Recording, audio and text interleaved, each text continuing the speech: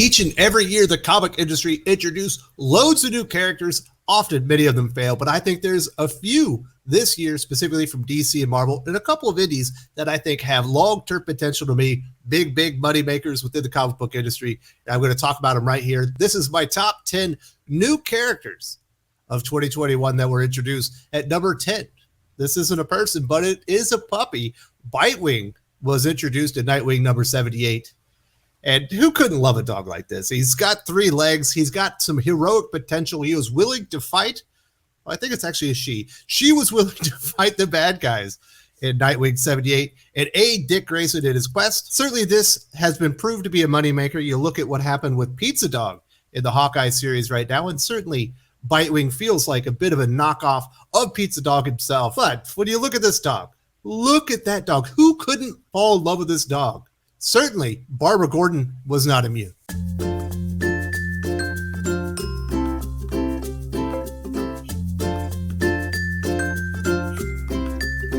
And for that reason, I do think Bitewing has long-term potential in the DC Comics universe to become a fan favorite and one of the dogs in the Super Pets coming in the years to come. Next, we're going to go over to Skybound Comics. Robert Kirkman did the unthinkable when he canceled The Walking Dead somewhat prematurely, kind of without warning, while it was still a top-selling independent comic book in the entire industry. Not the independent comic book, it was just a top-selling comic book. It was ballsy, but you knew they were going to do something to go back to that Walking Dead universe, and we got Clementine in Skybound X number 1 this year, and that will be leading into a new series of the character in 2022. I'm certain that Robert Kirkman and the executives at Image Comics were looking for a reason to go and revisit that universe. Am I the biggest fan of Clementine? Not particularly, and that's why she's so low on this list. But I do think this character has long-term money-making potential and the potential to bring people in that are interested in The Walking Dead with no new Walking Dead comics. Obviously, this is a new character that was first introduced in video games, so there is at least some audience awareness of who the character is, what their story is, at least through the video games, which I understand were actually very popular. So I think it was very smart on Image and Skybound Comics' part to introduce a new vessel to get us back into that Walking Dead universe that was such an enormous moneymaker for so many years. And I imagine a lot of you are looking out for that Clementine series in 2022. X-Men have an interesting problem right now. Interesting in that they pretty much took all their X-Men villains, at least all the mutant ones, and they turned them into heroes. Or are all the X-Men and mutants villains? They might be villains. I'm rooting for the Sentinels right now, but they need to introduce some new villains to fight the X-Men within the comic books. And they introduced 3 new villains in X-Men number 1. They introduced Cordyceps Jones, another villain who I cannot remember his name, and Dr. Stasis. Me personally, I think the mysterious Dr. Stasis, who has figured out that the mutants on Krakoa are resurrecting, has the most long-term potential to be a great foil. One of the very big standouts from Jerry Duggan's X-Men series so far has been the introduction of Dr. Stasis and what this character could mean as far as fighting the mutants and the X-Men in the future. It's got a good design. There's an air of mystery. I think the character has long-term legs and could really serve a purpose for a franchise that is in desperate need of villains. Really, the only people fighting the X-Men right now are humans. And, we don't want them just fighting humans, right? They got to fight some bad guys. So I think Dr. Stasis is what the doctor ordered. Now, a lot of people were not super excited for this Suicide Squad Get Joker series. There was a lot of controversy when the details were rolled out. And I'm not going to get into that because that's not what this video is about. But they did introduce a host of new Suicide Squad characters, most of which I think are going to be throwaway. But there's one character, and I'm pretty surprised because after the first issue, you don't really know anything about her. But Meow Meow, certainly in issue number 2, there's some really interesting things about this character. Apparently, if this character touches you, she will immediately start decaying your flesh. And she's got this weird mouth that kind of looks like, I don't know, a predator mouth with a big tongue in it. They call her Meow Meow. She used to be a prostitute, I think, in the streets of Tokyo. So, hey, the DC Comics universe, I guess, could use more Asian heroes. Feels more like an anti-hero, obviously, being a part of the Suicide Squad. But I do think Meow Meow could end up being the most interesting new character introduced in that Suicide Squad Get Joker series, and there were a ton of new characters introduced in that. Has it been 20 years since Gunslinger Spawn was first teased or introduced? I think we saw him first in like 2002 or something insane like that. We finally have a Gunslinger Spawn series, and you need a Gunslinger Spawn villain, and that is what we got in the very last issue, Gunslinger Spawn number 3 with Dakota. The character's got a pretty dang good design done by Brett Booth, and she appears to be pretty invulnerable to Gunslinger Spawn's powers. And she's got these little creatures with her. They look kind of like dinosaurs, but apparently they blow up and they get very, very large. I think with the character design and the look, I really do think Gunslinger Spawn is going to be one of the real breakouts that has real long-term potential just within the Spawn universe. And Dakota appears to be the arch nemesis of Gunslinger Spawn if they do it right. And we've only gotten a little glimpse of her so far, that Dakota within the Spawn universe could be a fantastic addition and a real long-term thorn in the side of Gunslinger Spawn. This next one is going to be interesting. When they introduced Yara Flor in Generations Shattered number 1, and it was just a couple of images there, and I think there was another comic that we like teased the character. But once we found out who Yara Flor was, Wonder Girl, heading into Future State, there was obviously the series there. She got her own series afterwards with Joelle Jones writing and illustrating.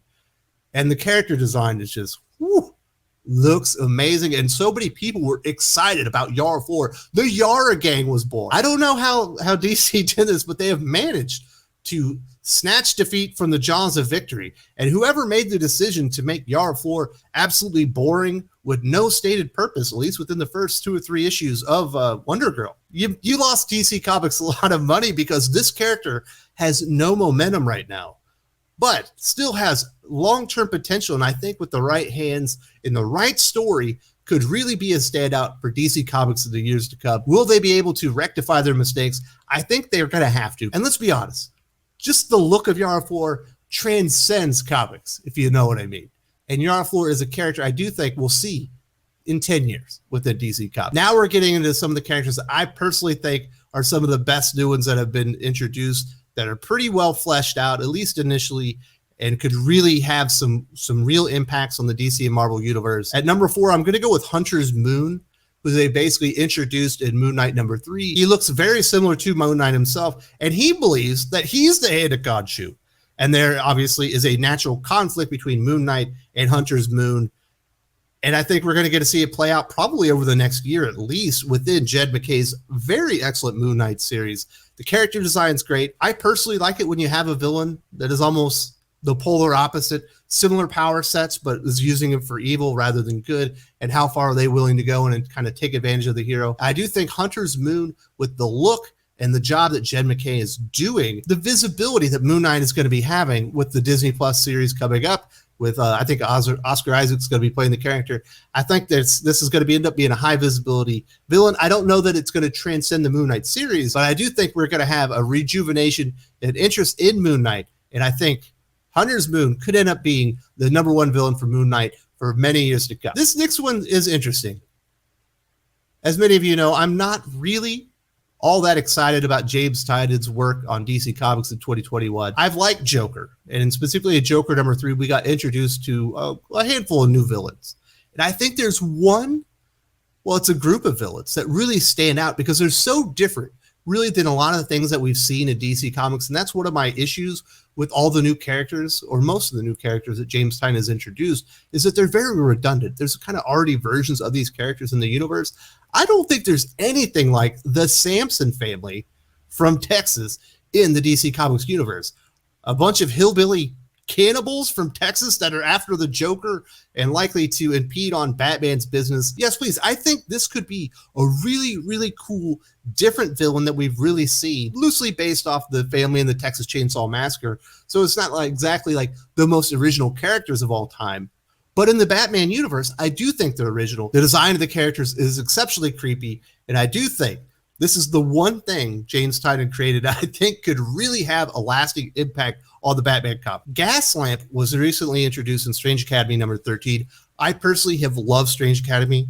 I think it is a fantastic series. If your kids like Hogwarts and they like comic books, this kind of meshes them out in the best way possible. And we finally have just like a really cool breakout villain, and you really haven't seen anything quite like this within this universe so far. Gaslamp, killer design by Humberto Ramos. really cool motivations. He's granting wishes to kids. Of course, those wishes are going to come back and bite them in the you-know-what.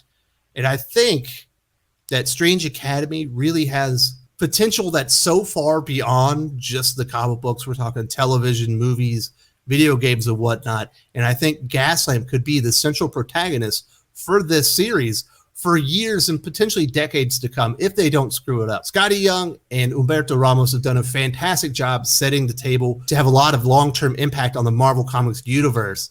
And I think Gaslamp is the vehicle to instill fear in children and really add stakes to this series and make it exciting moving forward. Now we got to talk about my number one pick. And if you've been following the channel, you probably knew this was going to come in very near the top, if not at the top. We've got Flatline introduced in Robin number 2. Appears to be some type of love interest for Damian Wade in the DC Comics universe. Has been a fantastic character. Really made an impact on that first issue.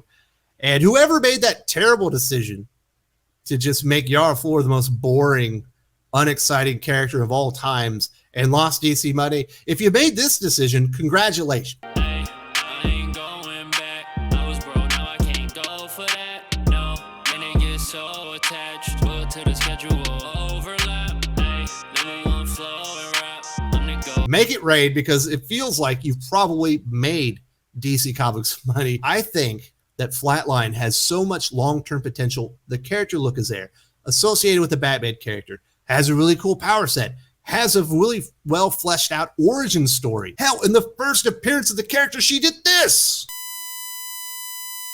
She killed Damian Wade. It was an unexpected moment. Obviously, Damian's come back because of the rules of that island or whatever, but the character made an impact, and I think the character will have a long-term impact. So those are my top 10 characters introduced in 2021. Let me know the characters that were introduced that really made an impact with you, that you think have long-term legs and that you want to continue reading in the years ahead. I do want to say this. I've been doing these lists lately, and if you missed my best comic stories of 2021, you should check it out right here. It was a great list. Had a lot of fun doing this one. And my top 10 comic issues are coming up on Friday.